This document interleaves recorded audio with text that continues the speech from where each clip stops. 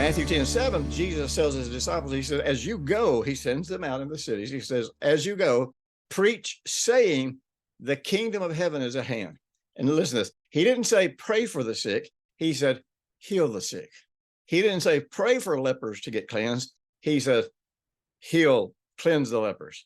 He didn't say pray for the dead to be raised. He said, raise the dead. He didn't say pray for demons to come out. He said, cast demons out.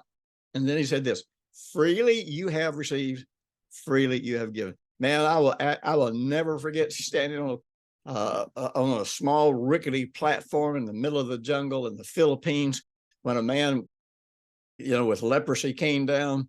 And I'm telling you, he had sores all over him. It was frightening to lay hands on him. It was frightening to touch this man.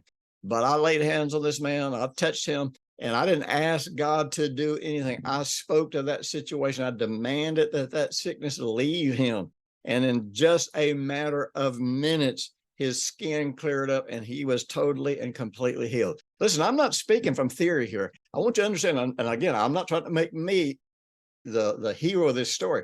I'm just telling you that I have seen every healing and miracle in the New Testament. Many of them I've seen dozens and dozens and dozens of times. Every one of them.